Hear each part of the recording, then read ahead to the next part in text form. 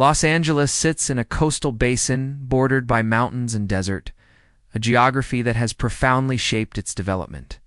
Founded in 1781 as a Spanish colonial pueblo, the settlement began with modest adobe structures arranged around a central plaza.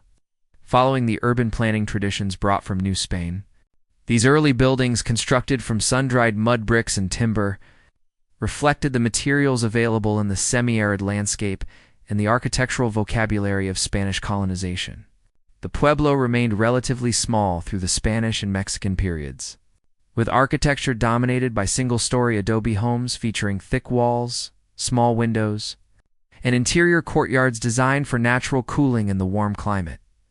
When California became part of the United States in 1848, the population numbered fewer than 2,000 residents.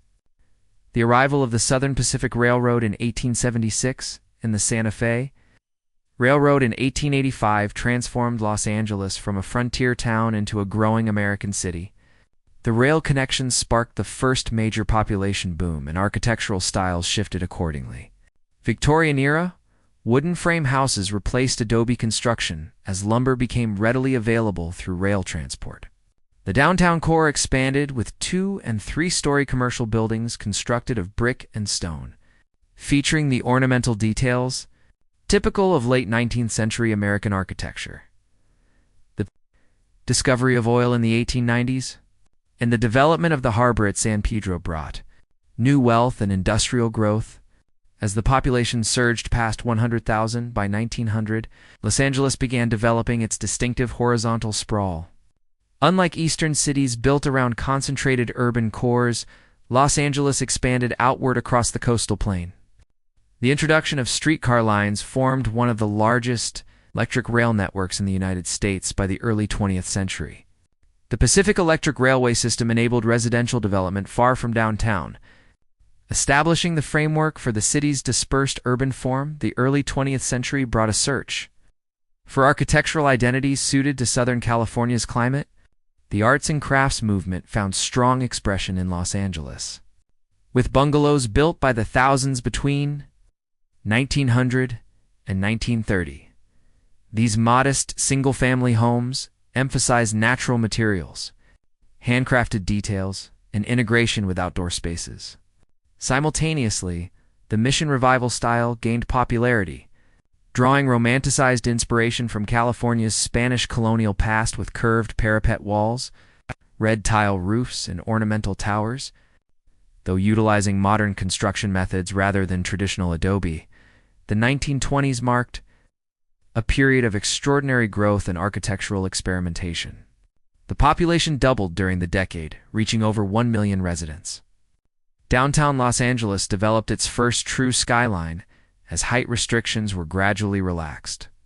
The Los Angeles City Hall, completed in 1928, introduced Art Deco aesthetics to the city, standing 28 stories.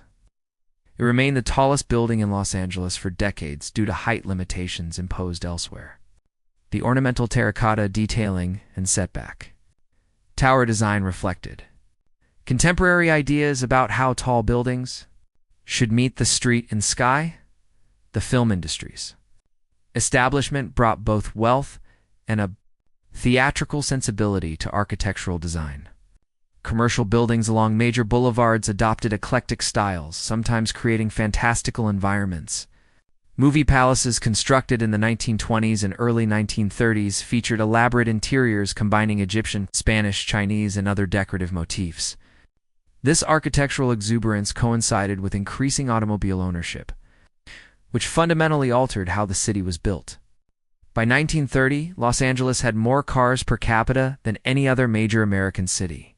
Streets were widened, new boulevards were constructed, and buildings began incorporating parking as a primary design consideration.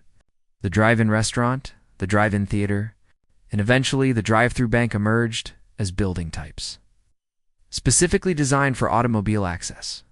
The 1930s and 1940s saw the introduction of streamlined modern and early international-style buildings, emphasizing horizontal lines, curved corners, and smooth stucco surfaces.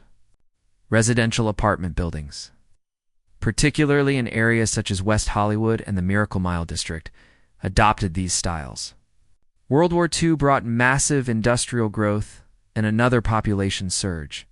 The post-war period witnessed the most dramatic expansion in Los Angeles history. Returning veterans and migrants swelled the population to nearly 2 million by 1950 and over 2.5 million by 1960. Vast tracts of land were converted to suburban housing developments, often built by large-scale developers using standardized plans and modern construction techniques. Post-war residential architecture embraced modernist principles adapted to the California setting. The Case Study House program, initiated in 1945, showcased experimental residential designs using steel, glass, and industrial materials. While only a small number were actually built, they influenced broader trends toward open floor plans, large windows, and indoor-outdoor integration. More modest ranch-style homes became the standard suburban dwelling, featuring single-story layouts, attached garages, and simplified forms suited to mass production. The construction of the freeway system, beginning in earnest in the 1950s, reinforced the city's horizontal development pattern.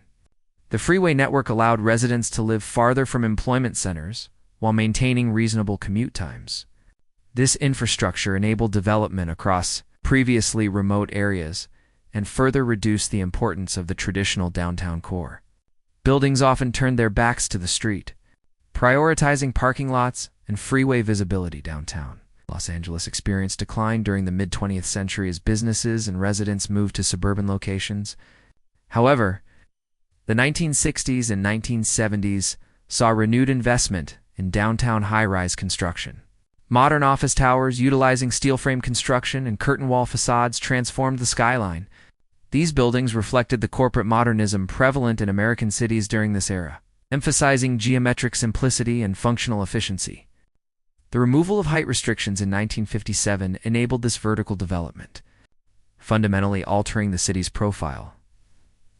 The destruction of the Victorian-era Bunker Hill neighborhood in the 1960s for urban renewal projects sparked increasing awareness of architectural heritage. Organizations formed to advocate for preserving buildings from various eras, leading to the designation of historic districts and individual landmarks. The 1980s brought a wave of postmodern architecture, particularly in downtown commercial buildings.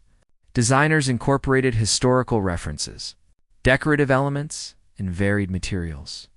Moving away from the austere modernism of previous decades, the late 20th and early 21st centuries witnessed adaptive reuse of historic, industrial, and commercial buildings gaining prominence. Warehouses and factories were converted to residential lofts, offices, and creative workspaces, preserving structural shells while transforming interiors. Contemporary institutional and cultural buildings increasingly served as architectural landmarks, with museums, concert halls, and civic structures introducing bold formal expressions. Mixed-use development became more common along transit corridors, combining residential, commercial, and office space in single buildings. The reintroduction of rail transit, beginning with light rail lines in the 1990s, encouraged higher density development near stations, gradually modifying the city's development patterns. The architectural history of Los Angeles reflects the city's particular combination of geography, climate, transportation, technology, and cultural influences.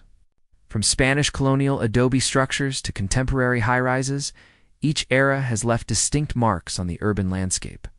The city's expansive horizontal development, shaped by streetcars and automobiles, created a built environment unlike more compact urban centers. Today, Los Angeles contains architectural examples spanning more than 2 centuries. From the remaining adobes of the Pueblo era through every subsequent period of American architecture, this accumulated heritage, built layer upon layer across the landscape, continues to define the city's physical character and connects its present identity to the conditions and decisions of its past.